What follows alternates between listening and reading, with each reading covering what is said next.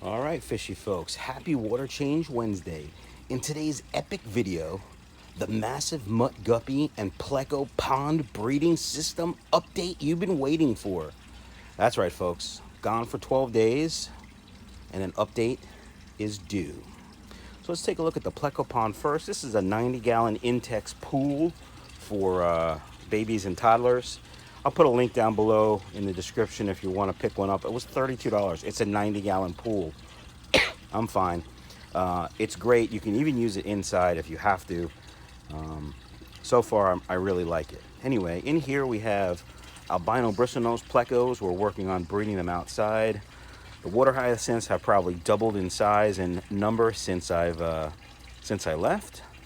And the water turned green, which is fantastic for fry.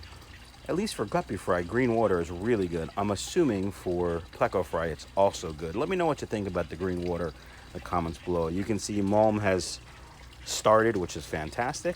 Now, while I was gone for 12 days in Japan, it rained here like it was Noah's Ark time.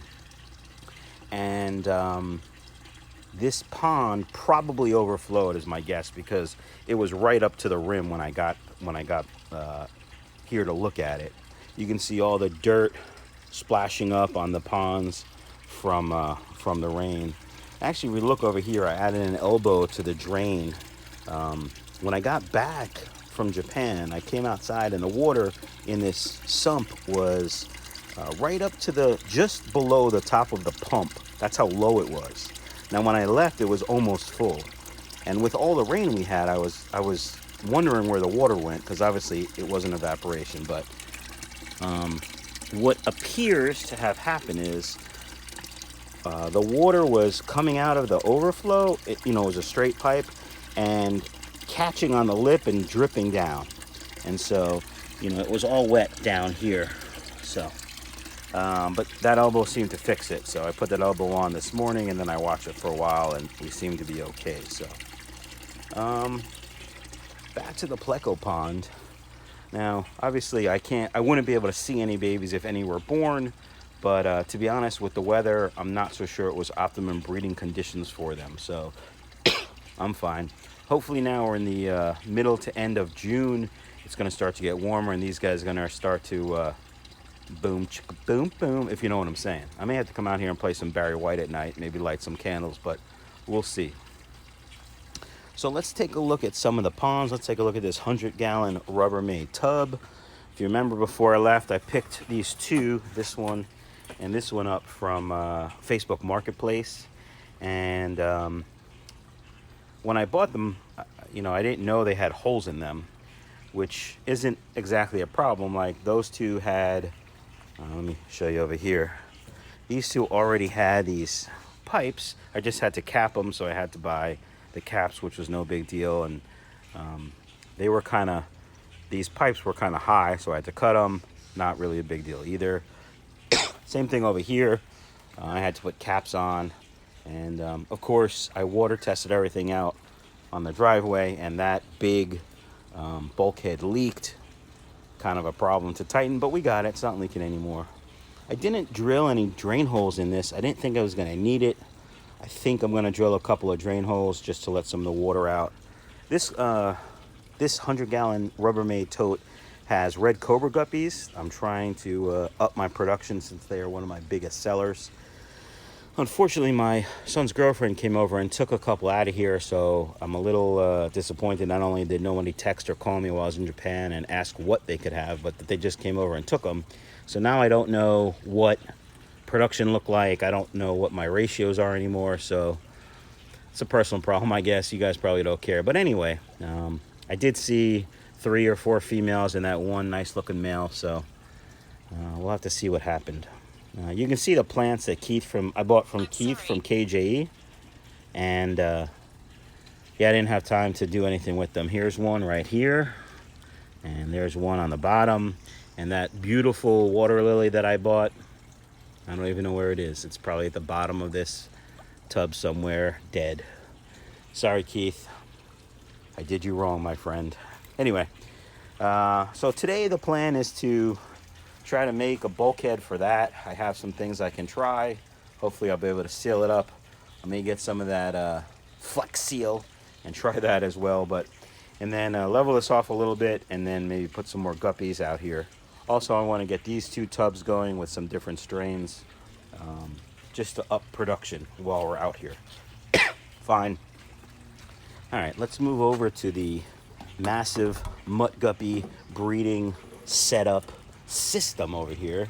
These are the 2 60-gallon Laguna tubs, and so basically one tub drains into the other tub, which drains into the sump, and then the sump brings the water back up there. Before I left, I noticed this was a little cockeyed, if you will, and I was losing some water there, so we moved it, and it seems to be okay. So you can see the water hyacinth has bloomed while I was gone, which is fantastic. And there's quite a bit of frying here as well. Let me see if I can't show you. It's not that easy, especially one-handed, but I designed this so I could take it off and look, you know, easily. So there we go. Nope. There we go. So I don't know if you're gonna be able to see with the water movement and the reflection and it's dark, but no, you can't see crap, can you? Trust me, there's frying here. Let's see if you can see them. Yeah, see, there's a couple you can see. Looks like 3 probably 10-day-old fry right there. Not sure who had what, but they're mutts. Actually, I can see about 10 fry right now easily without looking, so that's pretty good. I'm gonna put this back on so we don't forget, because we don't want any aliens eating our guppies. Now, this quadruple layer netting has seemed to work. I think what I'm gonna do, as I've said before, is make one for this.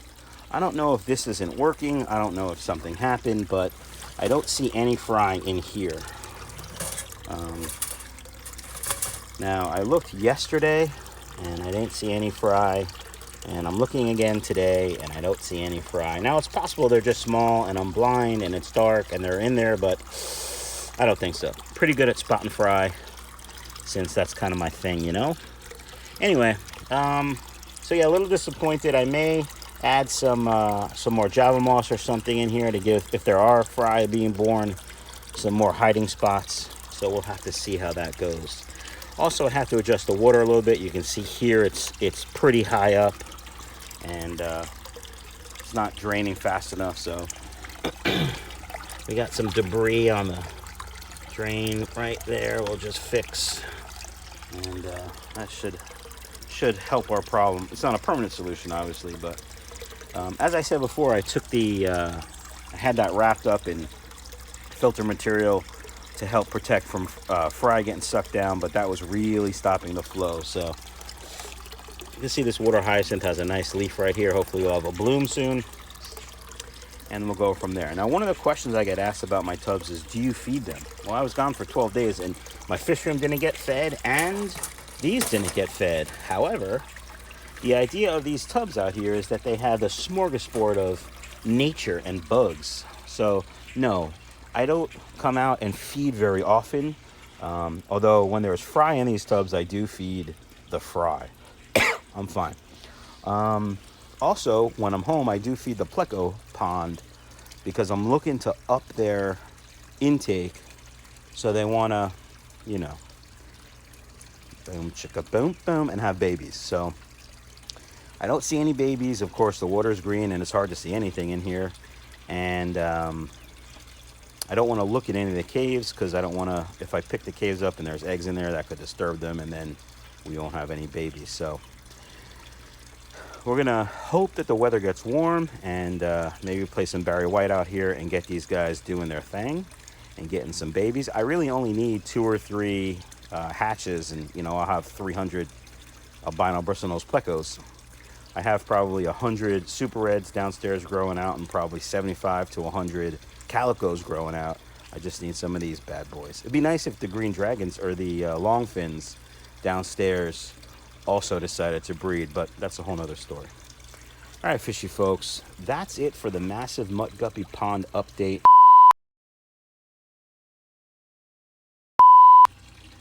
All right, fishy folks, happy Water Change Wednesday. Today, a massive Mutt Guppy and Pleco Pond update. I don't know how long this one's going to be, but grab a snack and a beverage, perhaps a little extra just in case. And before we do that, you know the drill. I can't speak. I'm going to start over. Hiya, fishy folks, and happy Water Change Wednesday to you. Hope everyone's having a great week so far. I know I've been busy as heck at work. After being away for 12 days, working in another country, I'm back. And of course, work is piling up, but you don't really care.